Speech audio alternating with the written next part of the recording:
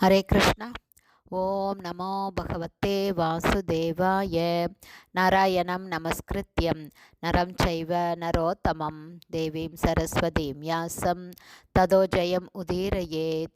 நஷ்டப்பிராயேஷு அபத்ரேஷு நித்யம் பாகவத சேவையா பகவதி உத்தமஸ்லோகே பக்தேர் பவதி நைஷ்டகி. முகம் கரோதி வாச்சாலம் பங்கும் லங்காய தே கிரிம் யத்கிருபா தமகம் வந்தே ஸ்ரீகுரும் தீனதாரிணம் பரமானந்த மாதவம் ஸ்ரீ சைத்தன்ய ஈஸ்வரம். ஹரே கிருஷ்ணா. ஸ்ரீமத் பாகவதம் ஸ்கந்தம் 7 அத்தியாயம் 6 அசுரத் தோழர்களுக்கு பிரகலாதரின் உபதேசம் என்னும் தலைப்பில் பதங்கள் 20, 21, 22, 23. பராவரேஷு பூதேஷு பிரம்மாந்த ஸ்தாவர ஆதிஷு பௌதிகேஷு விகாரேஷு பூதேஷு அதமஹத்சு ச குணேஷு குணசாம்யே ச குணவியதிகரே ததா ஏக ஏவ பரோஹி ஆத்மா பகவான் ஈஸ்வரோ அவ்யய பிரத்யக் ஆத்மஸ்வரூபேன திருஷ்யரூபேன ச ஸ்வயம் வியாப்ய வியாபக நிர்தேஷ்யோ ஹி அநிர்தேஷ்யோ அவிகல்பித கேவல அனுபவ ஆனந்த ஸ்வரூப பரமேஸ்வர மாயையாந்தர்ஹித ஆஸ்வர்ய ஈயத்தே குணசர்கயா. Purport by Srila Prabhupada. ஜெய் ஷீல பிரபாத். ஹரே கிருஷ்ணா. இதோட எக்ஸ்ப்ளனேஷன் போன 2 ஆடியோவில் பார்த்துட்ருக்கோம். பேலன்ஸ் இப்போ பார்க்கலாம். பரம காரணம் பகவான் ஸ்ரீ கிருஷ்ணரே ஆவார். அவரிடம் சரணடைந்துள்ள பக்தர்களால் அவரையும் பிரபஞ்சத்திலும் அணுவிலும் உள்ள அவரது இருப்பையும் உணர முடியும். பகவானுடைய தாமரை பாதங்களில் பூரண சரணாகதி அடைந்துள்ள பக்தர்களுக்கு மட்டுமே இந்த உணர்வு சாத்தியமாகும், மற்றவர்களுக்கு அல்ல. இதை பகவானே ஸ்ரீமத் பகவத்கீதையில் 7ஆம் அத்தியாயம் 16வது பதத்தில் பின்வருமாறு உறுதி செய்கிறார். தைவீஹியேஷ குணமயி மம மாயா துரத்யயா மாம் ஏவ ஏ பிரபத்யந்தே மாயாம் ஏதாம் தரந்தி தே.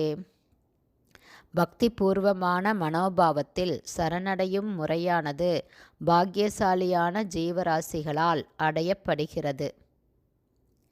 பல கிரக அமைப்புகளில் பல்வேறு உயிரினங்களுக்கிடையில் அலைந்து திரிந்த பிறகு ஒருவன் ஒரு பக்தரின் அருளால் பரபிரம்மனை பற்றிய உண்மையான புரிந்துணர்வுக்கு வரும்பொழுது பரமபுருஷ பகவான் ஸ்ரீ கிருஷ்ணரிடம் சரணடைகிறான். இதை ஸ்ரீமத் பகவத்கீதை பகூனாம் ஜன்மனாம் அந்தே ஞானவான்மாம் பிரபத்யதே என்று உறுதி செய்கிறது. பரபிரம்மனை உணர்ந்தறிவது மிகவும் கடினம் என்று அசுர குடும்பங்களில் பிறந்தவர்களான பிரகலாதரின் பள்ளித் தோழர்கள் எண்ணினார்கள். உண்மையில் அநேக மக்கள் இவ்வாறு கூறுவதை நாம் கேட்கிறோம். ஆனாலும் இது உண்மையல்ல. பரபிரம்மனாகிய பரமபுருஷ பகவான் கிருஷ்ணர் அனைத்து ஜீவராசிகளிடமும் மிகவும் நெருக்கமான உறவு கொண்டுள்ளார். ஆகவே பகவான் எப்படி எங்கும் இருக்கிறார், எப்படி எல்லா இடங்களிலும் செயல்படுகிறார் என்ற வைஷ்ணவ சித்தாந்தத்தை புரிந்து கொண்டவனுக்கு பரமபுருஷரை வழிபடுவதோ பகவானை உணர்வதோ சிறிதும் கடினமானதல்ல. ஆனால் பகவான் கிருஷ்ணரை உணர்ந்தறிவது பக்தர்களின் சகவாசத்தில் மட்டுமே சாத்தியமாகும். எனவேதான் ஸ்ரீ சைத்தன்ய மகாபிரபு ரூபகோஸ்வாமிக்கு உபதேசிக்கும் போது பின்வருமாறு கூறியுள்ளார். சைத்தன்ய சரிதாமிர்தம் மத்திய லீலையில் பிரம்மாண்ட பிரமிதே கோண பாக்யவான் ஜீவ குரு கிருஷ்ண பிரசாதே பாய பக்தி லதாபீஜ. பௌதீக நிலையிலுள்ள ஜீவராசி பலவகையான உயிரினங்களில் பலவகையான சூழ்நிலைகளில் சஞ்சரித்து கொண்டிருக்கிறான்.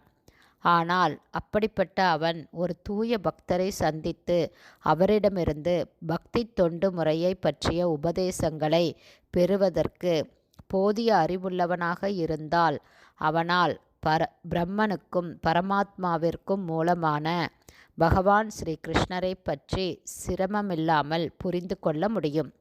இது தொடர்பாக ஸ்ரீல மத்வாச்சாரியார் பின்வருமாறு கூறுகிறார். அந்தர்யாமே பிரத்யக் ஆத்மா வயாப்த காலோ ஹரிஹி ஸ்மிருத பிராக்ருத்யா தமசா விருதத்வாத் ஹரேர் ஐஸ்வர்யம் ந ஜாயத்தே. பகவான் ஒவ்வொருவரின் இதயத்திலும் அந்தர்யாமியாக இருக்கிறார். அவர் தனிப்பட்ட ஆத்மாவினால் ஓர் உடலால் மூடப்பட்டவராக விளங்குகிறார். உண்மையில் பகவான் கிருஷ்ணர் எங்கும் எப்பொழுதும் எல்லா இடங்களிலும் நிறைந்திருக்கிறார்.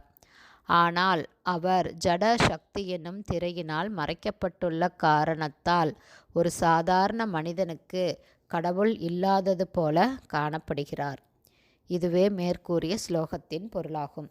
ஹரே கிருஷ்ணா. ஸ்ரீமத் பாகவதம் ஸ்கந்தம் 7 அத்தியாயம் 6 அசுரத் தோழர்களுக்கு பிரகலாதரின் உபதேசம் என்னும் தலைப்பில் பதங்கள் 21, 22, 23, 24 உடைய ஸ்ரீல பக்திவேதாந்த சுவாமி பிரபுபாதாவின் விளக்க உரை இத்துடன் நிறைவடைந்தது. ஹரே கிருஷ்ணா.